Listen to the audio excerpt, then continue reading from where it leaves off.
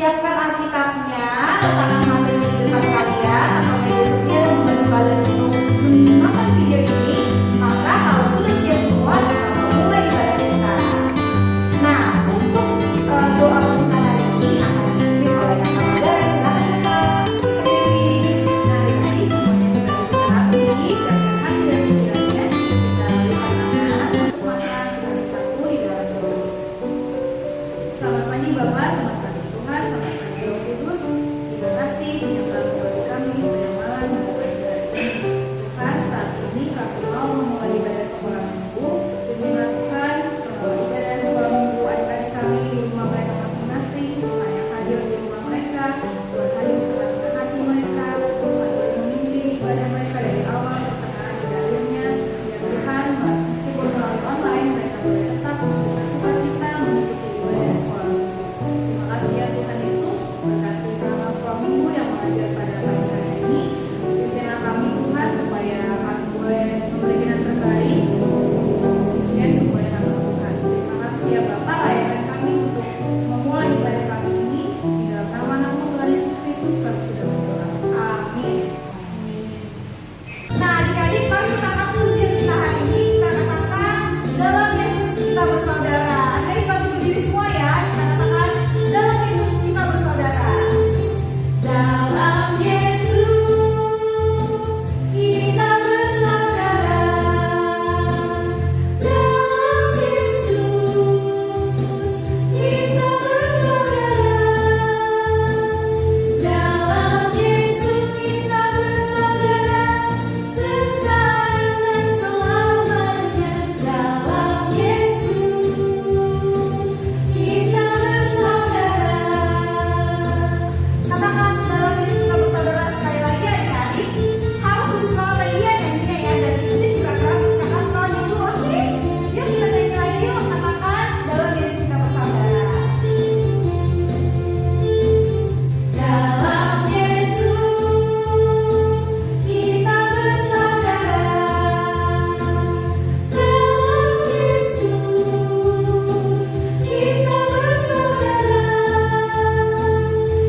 Dalam Yesus kita bersaudara. Sekarang dan selamanya. Dalam Yesus kita bersaudara. Dalam Yesus kita bersaudara. Sekarang dan selamanya. Dalam Yesus kita bersaudara. Kita bersaudara dalam Yesus. Dalam Yesus ada sukacita. Ada sukacita.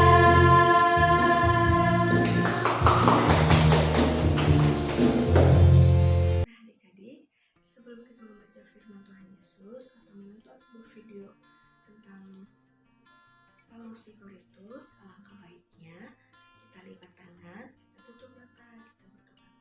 Terima kasih Bapa, terima kasih Roh Kudus, Tuhan. Terima kasih untuk segala berkat-Mu yang Kau berikan kepada kami sampai saat ini. Bapa yang baik, saat ini kami ingin membaca Alkitab Tuhan. Kiranya Engkau yang memberkati adik-adik sekolah minggu supaya bisa memahami apa yang mereka baca dari Alkitabnya masing-masing. Tuhan, kami juga sebentar lagi ingin menonton sebuah video Tuhan Yesus tentang Paulus. Tuhan, kiranya Tuhan memberkati adik-adik sekolah minggu juga supaya bisa memahami apa yang mereka tonton nanti. Terima kasih Bapa yang baik, pujilah nama-Mu kekal sekarang sampai selamanya. Amin. Nah adik-adik, yuk kita ambil Alkitab kita buka Alkitab kita dari Perjanjian Baru, yaitu Kisah Para Rasul 18 ayat 1 sampai 17. Kita tunggu ya. Nah adik-adik, kalau sudah ketemu semua, yuk kita baca 3, 2, 1. Paulus di Korintus. Kemudian Paulus meninggalkan Athena lalu pergi ke Korintus. Di Korintus ia berjumpa dengan seorang Yahudi bernama Aquila yang berasal dari Pontus. Ia baru datang dari Italia dengan Priscilla istrinya, karena Kaisar Claudius telah memerintahkan supaya semua orang Yahudi meninggalkan Roma. Paulus singgah ke rumah mereka. Dan karena mereka melakukan pekerjaan yang sama, ia tinggal bersama-sama dengan mereka. Mereka bekerja sama-sama karena mereka sama-sama tukang kemah. Dan setiap hari Sabat, Paulus berbicara dalam rumah ibadat dan berusaha meyakinkan orang-orang Yahudi dan orang-orang Yunani.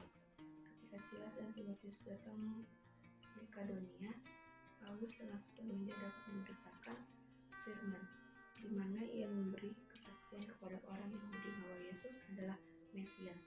Tapi ketika orang-orang itu memusuhi dan menghujat, ia mengubaskan debu dari pakaian dan berkata kepada mereka, "Biarlah darahmu tertumpah ke atas kepalamu sendiri. Aku bersih, tidak bermasalah. Mulai dari sekarang aku akan pergi kepada bangsa-bangsa lain." Maka keluarlah ia dari situ lalu datang ke rumah seorang bernama Titus yang beribadah kepada Allah, dan rumahnya berdampingan dengan rumah ibadat. Tetapi Krispus, kepala rumah ibadat itu, menjadi percaya kepada Tuhan bersama-sama dengan seisi rumahnya, dan banyak dari orang-orang Korintus yang mendengarkan pemberitaan Paulus menjadi percaya dan memberi diri mereka dibaptis. Pada suatu malam berfirman Tuhan kepada Paulus di dalam suatu penglihatan, "Jangan takut, teruslah memberitakan firman dan jangan diam, sebab aku menyertai engkau dan tidak ada seorang pun yang akan menjamah dan menganiaya engkau, sebab banyak umatku di kota ini." Maka tinggallah Paulus di situ selama 1 tahun 6 bulan, dan ia mengajarkan firman Allah di tengah-tengah mereka. Tetapi setelah Galio menjadi gubernur di Akaya, bangkitlah orang-orang Yahudi bersama-sama melawan Paulus, lalu membawa dia ke depan pengadilan. Kata mereka, "Ia ini berusaha meyakinkan orang untuk beribadah kepada Allah dengan jalan yang bertentangan dengan hukum Taurat." Ketika Paulus hendak mulai berbicara, berangkatlah Galio kepada orang-orang Yahudi itu, "Hai orang-orang Yahudi, jika sekiranya dakwaanmu mengenai suatu pelanggaran atau kejahatan, sudahlah sepatutnya aku menerima perkaramu. Tapi kalau hal itu adalah perselisihan tentang perkataan atau nama atau hukum yang berlaku di antara kamu, maka hendaklah kamu sendiri mengurusnya. Aku tidak rela menjadi hakim atas perkara yang demikian." Lalu ia mengusir mereka dari ruang pengadilan. Maka orang itu semua menyerbu Sosthenes, kepala rumah ibadah, lalu memukulinya di depan pengadilan itu. Tapi Galio sama sekali tidak menghiraukan hal itu. Nah adik-adik, sekarang kita akan menonton sebuah video tentang Paulus di Korintus. Nah, selamat menyaksikan. Di Korintus ia berjumpa dengan seorang Yahudi bernama Aquila yang berasal dari Pontus. Ia baru datang dari Italia dengan Priscilla, istrinya. Paulus singgah ke rumah mereka. Ia tinggal bersama-sama dengan mereka. Dan karena mereka melakukan pekerjaan yang sama, mereka bekerja bersama-sama karena mereka sama-sama tukang kemah. Dan setiap hari Sabat, Paulus berbicara dalam rumah ibadat dan berusaha meyakinkan orang-orang Yahudi dan orang-orang Yunani. Ketika Silas dan Timotius datang dari Makedonia, Paulus dengan sepenuhnya dapat memberitakan firman, di mana ia memberi kesaksian kepada orang-orang Yahudi bahwa Yesus adalah Mesias. Tetapi ketika orang-orang itu memusuhi dia dan menghujat, ia mengebaskan debu dari pakaiannya dan berkata kepada mereka, "Biarlah darahmu tertumpah ke atas kepalamu sendiri. Aku bersih, tidak bersalah. Mulai dari sekarang aku akan pergi kepada bangsa-bangsa lain." Maka keluarlah ia dari situ, lalu datang ke rumah seorang bernama Titius Justus yang beribadah kepada Allah dan yang rumahnya berdampingan dengan rumah ibadat. Tetapi Krispus, kepala rumah ibadat itu, menjadi percaya kepada Tuhan bersama-sama dengan seisi rumahnya, dan banyak dari orang-orang Korintus yang mendengarkan pemberitaan Paulus menjadi percaya dan memberi diri mereka dibaptis. Pada suatu malam, berfirmanlah Tuhan kepada Paulus di dalam suatu penglihatan. Jangan takut, teruslah memberitakan firman dan jangan diam. Sebab aku menyertai engkau dan tidak ada seorang pun yang akan menjamah dan menganiaya engkau. Sebab banyak umatku di kota ini. Maka tinggallah Paulus di situ selama 1 tahun 6 bulan, dan ia mengajarkan firman Allah di tengah-tengah mereka.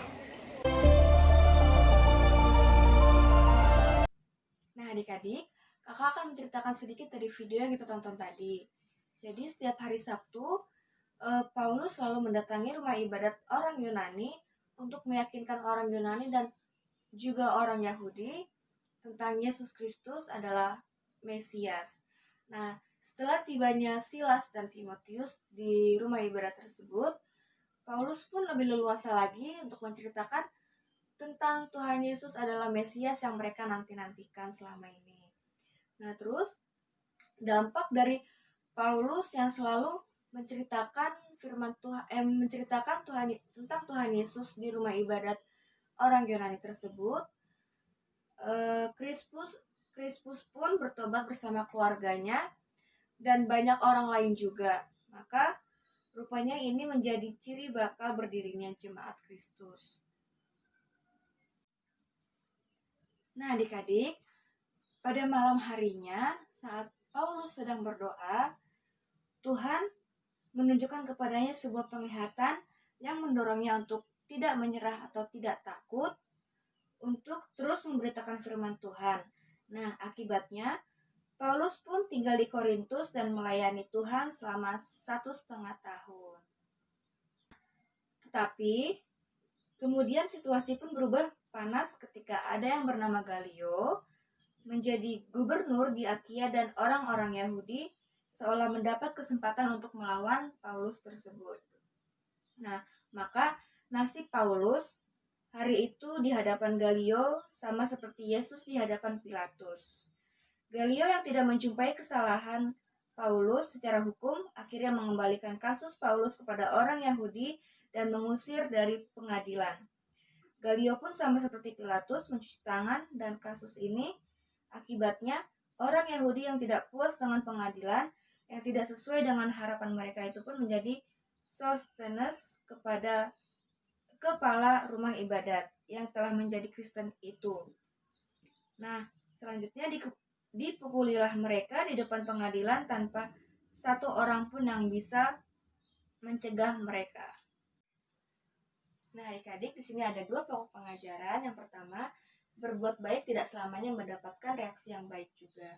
Di sini Paulus dalam semua pemberitaan Injilnya memiliki maksud yang baik agar semua orang Yahudi menjadi percaya kepada Kristus dan dapat diselamatkan. Tetapi orang Yahudi pun tidak menerima ajaran-ajaran dari Paulus karena orang Yahudi dari abad sebelumnya sudah mempunyai pelajaran tersendiri yang selama ini mereka pegang. Akibatnya orang Yahudi pun tidak segan-segan menyeret, menyiksa dan membawa Paulus ke pengadilan dengan tuduhan palsu. Nah, adik-adik sekolah minggu, kita harus menyadari bahwa tidak semua perbuatan baik yang mereka lakukan itu senantiasa mendapatkan balasan yang baik juga. Tidak jarang mereka yang berbuat kebaikan malah harus kecewa karena berjumpa dengan orang yang tidak tahu membalas kebaikan dengan kebaikan juga. Nah, adik-adik, kita semua harus melatih dan mempersiapkan diri kita untuk selalu siap sedia, baik atau tidak baik waktunya menghadapi mereka yang tidak berespon baik kepada kita. Nah, kita tidak usah mengambil hati atas perlakuan orang semacam itu karena itu akan memunculkan kekecewaan berulang kali untuk kita sendiri. Nah, jadi untuk adik-adik sekolah minggu harus bisa berbuat baik kepada orang meskipun orang tersebut membalas kebaikan kita dengan kejahatan. Pokok kedua itu Jangan pernah menyerah untuk melakukan hal yang baik. Mengingat semua yang baik itu tidak selamanya mendapatkan reaksi yang baik pula, maka diperlukan sebuah mental iman yang sehat dalam meresponinya. Mental itu ialah mental yang tidak pernah menyerah saat melakukan kebaikan. Nah, adik-adik sekolah minggu harus didorong untuk memiliki ketahanan iman dan hati yang terus bertahan ketika hal baik yang kalian kerjakan meskipun dibalas oleh kejahatan. Adanya penolakan tidak berarti kita harus berhenti. Sebaliknya, semakin ditolak, maka semakin gigih dan giat untuk mengerjakan kebaikan dan kebenaran dalam kehidupan kita sehari-hari.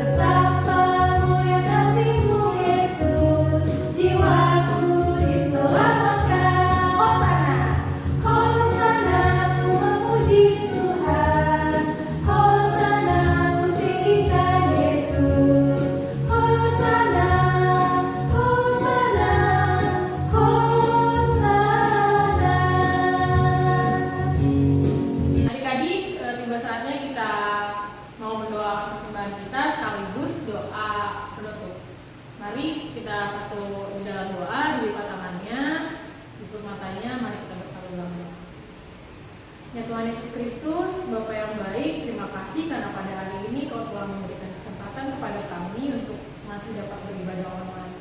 Ya Bapa, terima kasih karena meskipun kami di rumah, kami masih dapat beribadah online yang dipimpin oleh kakak-kakak sekolah minggu yang masih sampai saat ini setia untuk melayani adik-adik sekolah minggu yang ada di rumah. Ya Tuhan Yesus Kristus kiranya berkati kakak sekolah minggu dan adik-adik sekolah minggu dimanapun mereka berada. Kiranya Tuhan kami semua bisa menjadi berkat bagi orang-orang di sekitar kami, dan sehingga apapun yang kami lakukan sesuai dengan apa yang menjadi kehendak-Mu. Terima kasih ya Bapak.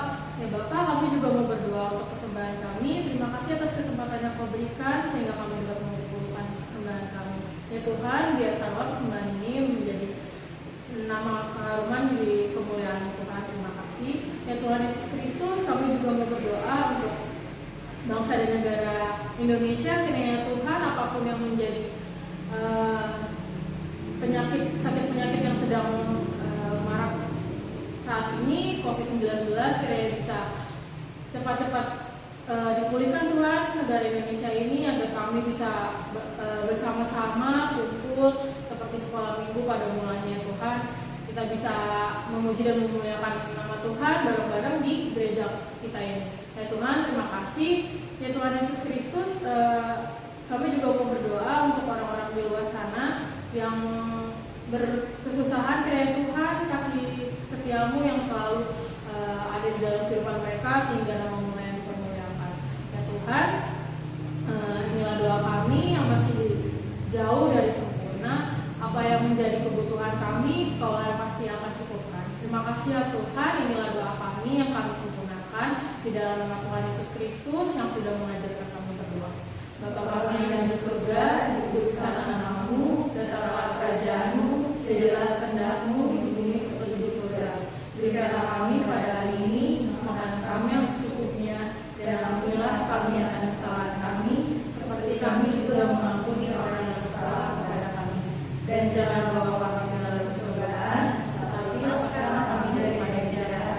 Karena Engkau yang punya kerajaan dan kuasa dan kemuliaan sampai selama-lamanya. Amin. Bapa, terima kasih.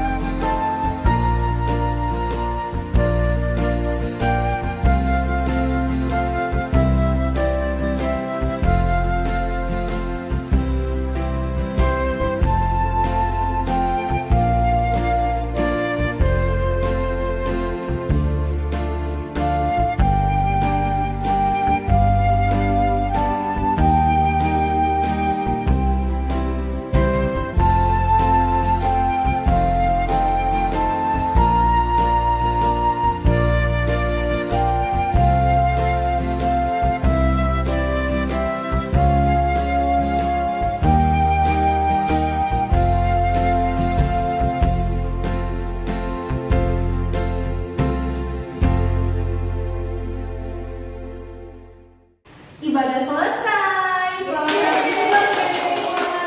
Terima kasih ya kakak-kakak hari ini yang sudah mengajar sekolah minggu. Terima kasih juga firman-Nya Kakak Maria untuk hari ini.